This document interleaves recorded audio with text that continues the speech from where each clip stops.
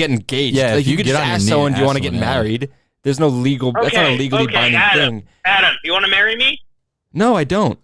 All right, there we go. 6. Okay, so 6. that furthered his point. look, marriage is a legally binding thing, but I don't think an engagement is a legally binding thing. I think that Right, if I gave You know what I'm talking about, Donny? no, if I gave you a ring and I actually proposed to you and I was like, hey, do you want to get married? And for some reason, well, first of all, for some reason you said yes and we're getting married. But after that, for some reason, if we went to a courthouse to make things official and they're like, well, you're trying to marry a 12-year-old, that's when it would become an issue. Yeah, I don't think that Charlie even bought a ring. I was just like, I think he was just like, let's just get married. And then did they get a ring? Bro, are we about to get married, bro? Oh. No, they didn't get a ring. You know what I'm this talking about, episode though. takes place over the course of like exactly. 24 hours. That's what I'm saying. there's Charlie, no way. Charlie literally was just like, hey, do you want to get engaged? And she was like, So that's sure. not, to me, and he was like, yeah, we're engaged. To me, that's not a plot hole because That's no one knew timeline about continuity. If Yeah. anything, that's like not a the plot. like Dennis and Dee go on welfare, them being on crack for multiple weeks, but it seems like the episode takes place over a few days.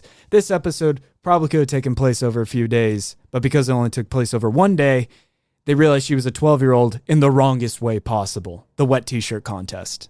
If you didn't watch the episode before listening to this. Sorry, you fucked up. Yeah, what are you doing? But yeah, with that being said, I don't disagree with you other than that point that they could technically get engaged. But yeah, I gave it a 7. The story is really like the only part to me that I liked about this episode. And it really wasn't that great of a story. There wasn't like these separate 2 stories that collided at the end and blah, blah. And it could have been a lot better, but I was pretty generous for the fact that, like I said, that was really the only part of this episode that was that great to me. To me, I agree. I thought that this story was really the most redeeming part of this episode. I gave it an 8 for the story because I thought that the story was really clever.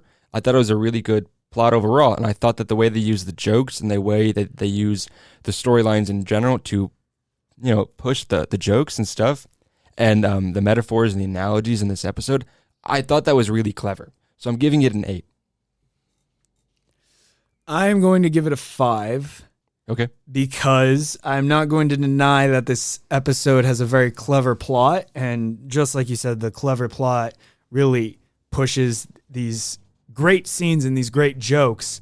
However, if you went and put this episode in season 1, just like hit it amongst the season 1 episodes, other than Frank being there, obviously, for some reason, I probably would have thought it was season 1, maybe season 2. I think we're seeing better from Sonny so far. This isn't better. Is it because there were different writers on this episode? Possibly. All I'm saying is that it's Scott and Rob's fault that this episode. No. I'm kidding. But it is clever. It just doesn't really stand out in any way other than the North Korea analogies. 5 out of 10 for me.